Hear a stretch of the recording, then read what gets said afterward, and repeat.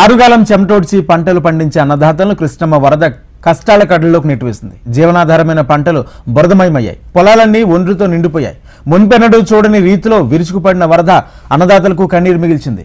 వాణిజ్య పంటలను సాగు చేసుకునే చిన్న సన్నకారు రైతులు తీవ్రంగా నష్టాలను చవిచూశారు.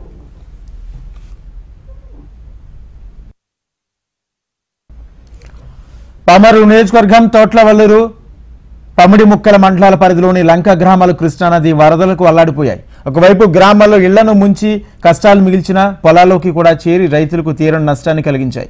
వరద తగ్గుముఖం పట్టడంతో తిరిగి తమ గ్రామాలకు వెళ్లిన రైతులకు బురదమయమైన పంటలు దర్శనమిస్తున్నాయి. అవి చూసిన రైతులు కన్నీటి పర్యాంతమవుతున్నారు.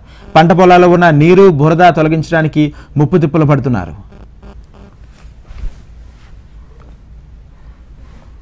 లంక గ్రామాల్లో అధికంగా పసుపు, అరటి, తమలపాకు, కూరగాయల పంటలు వేశారు. లక్షల పెట్టుబడి పెట్టారు. చివరకు వారి కష్టం నీటిపాలైంది. పైనుంచి వచ్చే వరద తీవ్రత పెరగడం, పొలాల్లో 20 అడుగుల మేర నీరు ప్రవహించడంతో పంటలన్నీ సర్వనాశనం అయిపోయాయి.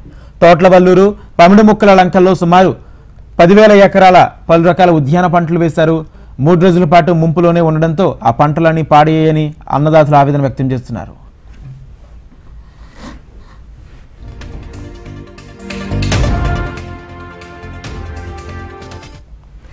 లక్షల్లో పెట్టుబడి పెట్టిన పసుపు రైతుల పరిస్థితి మరింత దయనీయంగా మారింది.